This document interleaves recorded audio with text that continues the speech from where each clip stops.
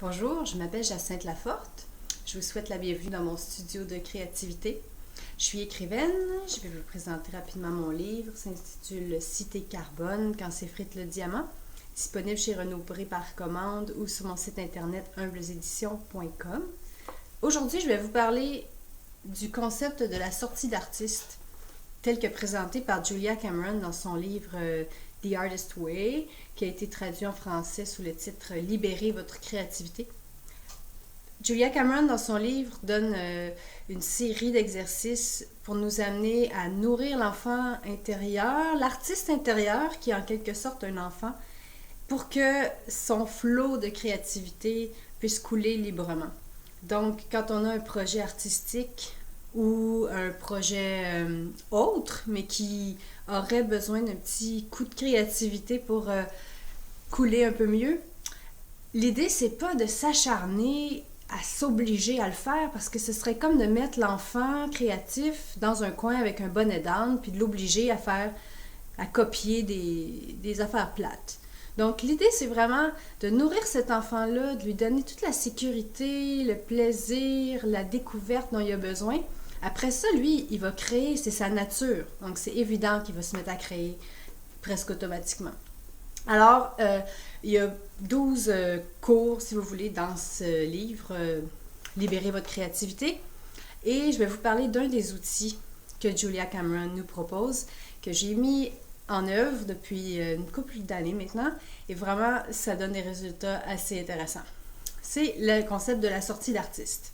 Donc, l'idée, c'est à chaque semaine de faire une activité seule, donc pas d'y aller avec un ami ou quelqu'un d'autre, vraiment y aller seul, une activité qui nous sort de nos habitudes, quelque chose qui vient piquer notre curiosité, quelque chose en dedans qui dit « Ah, j'aimerais ça, essayer ça ».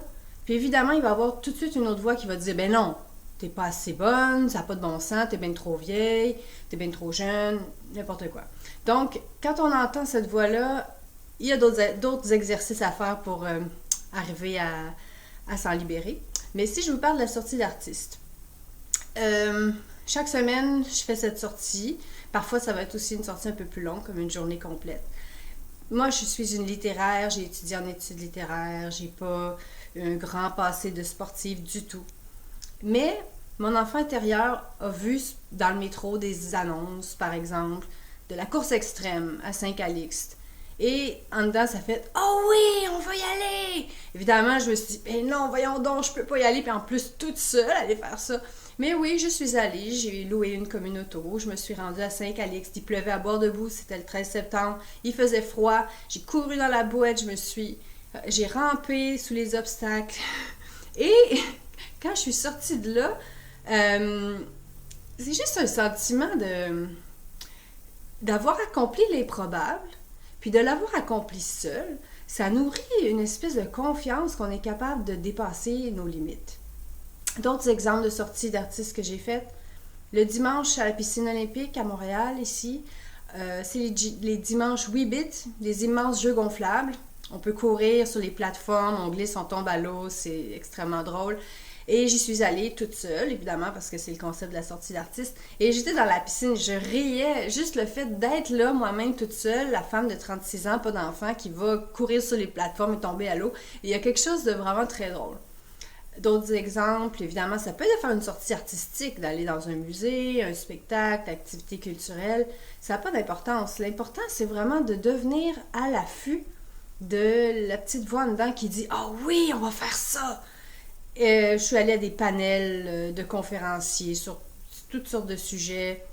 Mais ce qui est important, dans le fond, c'est de voir que le résultat, depuis déjà plus d'une année, tous les jours de la semaine, du lundi au vendredi, je commence ma journée avant de faire mon travail rémunéré par du temps sur mon deuxième roman, qui est la suite de Cité Carbone 1. Donc Cité Carbone 2. Et là, je suis à 30 pages d'avoir fini le premier jet de la deuxième version.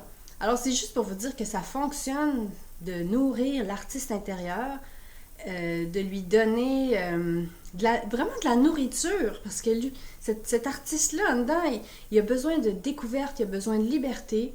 Faire une activité toute seule aussi, ce que ça donne, c'est qu'on n'attend personne, on ne fait pas de compromis sur qui veut aller où, tout ça. Donc, ça nourrit cette liberté-là. Et ensuite, le flow créatif est plus en mesure de couler naturellement. Donc, c'était un petit aperçu de la démarche de créativité proposée par Julia Cameron, donc dans son livre The Artist Way, traduit en français sous le titre Libérez votre créativité, et d'autres vidéos à venir sur d'autres exercices du livre, et prochainement des conférences sur le thème de la créativité. Si vous êtes intéressé à en savoir plus, inscrivez-vous à mon infolettre sur le site jacyntelaforte.com. Merci beaucoup, à bientôt!